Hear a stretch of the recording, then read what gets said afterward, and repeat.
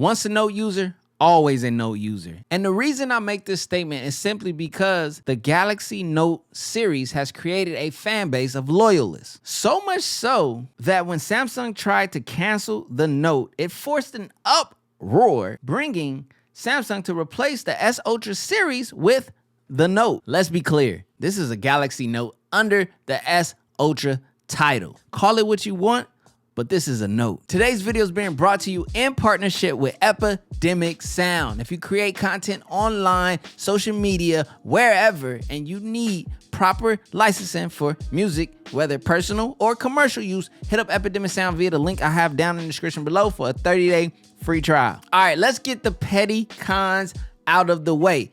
Petty con number one, no micro SD card slot support. Yes, I know, as Galaxy Note users, it's sad to see it go, but it seems to be the direction that Samsung is moving forward with all of their flagship devices. The second petty con is always gonna be pricing. Now, if you were fortunate enough to pre-order ahead of time, there's a lot of great deals to help mitigate the pricing, but at the end of the day, the MSRP is the MSRP.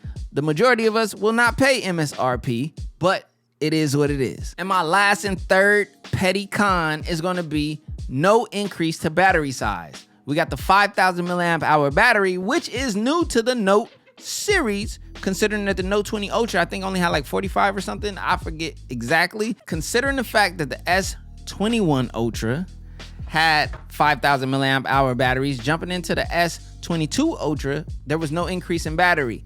The battery life, which we'll talk about in detail coming up, has mixed opinions and feelings in the community of tech. Now, I'll say this, the design of the S22 Ultra pleases me as a Note fan because it's very much like my favorite Galaxy Note, which is the Note 10 Plus. It has the exact same feel, look, and lightness that I loved about that phone, but with far superior internals. I mean, Snapdragon 8 Gen 1, which you do notice, a 120Hz Quad HD display.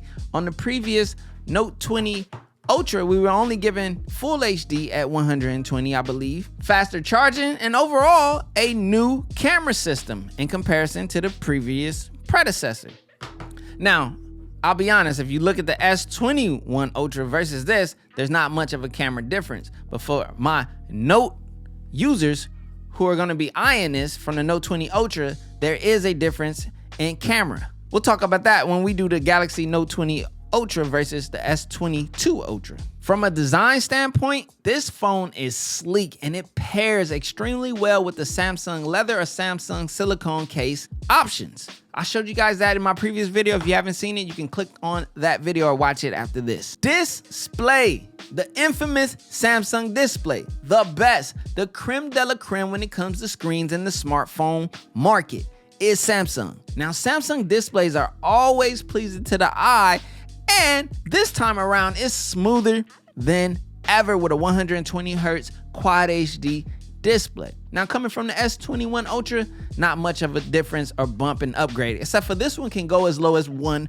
Hz. For my people coming from Note 20 Ultra territory, where you're stuck at full HD, if you want to take advantage of the 120Hz, welcome to the world of Quad HD 120Hz display goodness. So simply said, if you consume a lot of content on your smartphone device, the S22 Ultra will complement you extremely well display wise. I mean, Samsung makes it nice on the eyes. All right, let's talk cameras. Now, when it comes to the cameras, I did do an initial test in my 24-hour video. You know, the initial photos that everyone do when they get a new phone. You gotta check the camera. So I took some selfies, I went outside, I got some decent lighting photos so that we can take a look at those. And I also took video in multiple video formats with multiple cameras so that you can see the video performance as well. Now, here's my truth.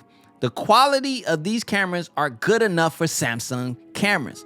What do you mean by that? No, I'm not blown away, but neither am I disappointed. But I'll be doing a more in-depth camera deep dive down the road after using it a little bit longer, and that's when we'll get critical about our cameras on the S22 Ultra. Battery life, the most controversial topic we could talk about on any smartphone. You know, we did not receive a battery increase this year, and I wonder if that was a mistake.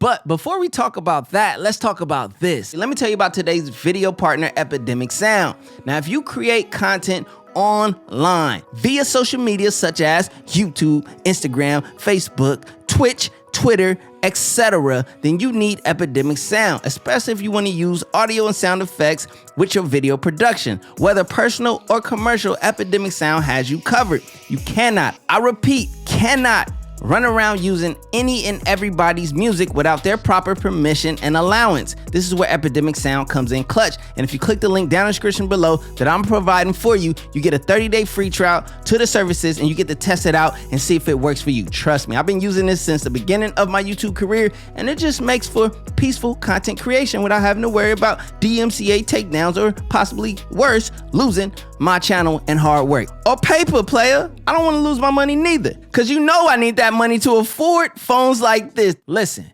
battery life is affected by so many things, especially on the Android platform. Apps running in the background, software optimization, and the owner's usage. I still need to pull on this battery a little bit more in my own personal test, but in the meantime, I'll say this. With the lack of optimization on the Android platform, which is being improved by Samsung, the next best improvement is increasing the battery size. With that being said, battery life is totally subjective. User experience is everything, and using the S Pen with the S22 Ultra is smoother than ever. And if I must be honest, it feels so much better than using the S Pen Fold Edition with the Z Fold 3 because of the plastic coating covering over the flexible glass. So basically, the S Pen experience is best on glass, and the S22 Ultra reminds us of that. My user experience over the last couple of days has been nothing short of pleasing.